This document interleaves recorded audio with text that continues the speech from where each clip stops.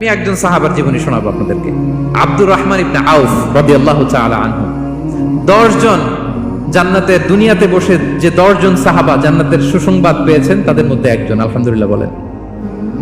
আব্দুর রহমান ইবনে আউফ রাদিয়াল্লাহু তাআলা প্রথম 8 জন মক্কায় যারা কালিমা পড়ে মুসলমান হয়েছে তাদের একজন। তার স্ট্যাটাসটাকে জেনে নেন। তো তিনি যখন মক্কা থেকে হিজরত করে মদিনায় গেলেন, মনে রাখবেন মক্কা থেকে যে সাহাবারা বাড়ি ঘর ছেড়ে হিজরত করেছে তাদেরকে বলে মহাজির, মানে হিজরতকারী সাহাবা। আর মদিনাতে যে সমস্ত সাহাবারা তাদেরকে রিসিভ করেছেন তাদেরকে বলে আল আনসার, মানে সাহায্যকারী সাহাবা।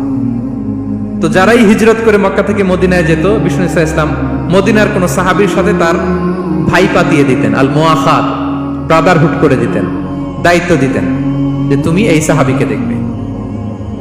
তো আব্দুর রহমান ইবনে আউফ রাদিয়াল্লাহু তাআলা আনহু যখন হিজরত করে গেলেন, তার দেখভাল করার জন্য যে সাহাবীর দায়িত্ব পড়ল তার নাম হচ্ছে সাআদ ইবনে রাবিয়া, আনসারী সাহাবী রাদিয়াল্লাহু তাআলা আনহু। বিষ্ণু বললেন, সাআদ, আব্দুর রহমান ইবনে আউফ তোমার ভাই, ভাই বানিয়ে দিলেন। কি বানিয়ে দিলেন? তুমি তাকে টেক কেয়ার করবে, সে হবে তোমার মেহমান। সুবহানাল্লাহ। সাআদ ইবনে রাবিয়া রাদিয়াল্লাহু তাআলা আনহু তিনি আব্দুর রহমান ইবনে আউফকে ডেকে নিয়ে গেলেন, ঘরে নিয়ে গেলেন মেহমানকে, এবং বললেন, ইয়া সাআদ ইন্নী আকসারুল আনসারি মালান। হে সাআদ, তুমি চিন্তা করো না, তুমি মনে করো না যে তোমার ভরণ পোষণ দিতে আমার কষ্ট হবে। আমি মদিনার সবচাইতে বড় বিজনেস ম্যাগনেট, সবচাইতে বড় বিজনেস ম্যাগনেট আমি। No tension, don't worry about it. Tension নিও না, আসো, তোমার জন্য আমার কি প্রপোজাল শোনো। ফাআকসিমু লাকা নিসফা মালি, আমার যত সম্পদ আছে আমি অর্ধেক তোমার দিয়ে দেব। সুবহানাল্লাহ। এত আসতে আপনার বাড়িতে কেউ মেহমান হলে করতে পারবেন এরকম? আল্লাহ, কেমন প্রেরণার বাতি ঘর তারা। ফাআকসিমু নিসফা মালি, হে আব্দুর রহমান ইবনে আউফ, আমার অর্ধেক সম্পদ তোমারে দিয়ে দিব। এখানেই শেষ না, এরপর বলতে লাগলেন, আমার অনেকগুলো স্ত্রী আছে, তুমি কোথায় যে মেয়ে খুঁজবা, প্রস্তাব দিবা, এত ঝামেলার দরকার নাই। আমার কোন স্ত্রীকে তোমার ভালো লাগে বলো, তার যদি তোমাকে ভালো লাগে তাহলে প্রয়োজনে তাকে আমি ডিভোর্স দিয়ে দিব, তাকে নিয়ে তুমি সুখের সংসার করবা। আল্লাহু আকবার, আল্লাহু আকবার।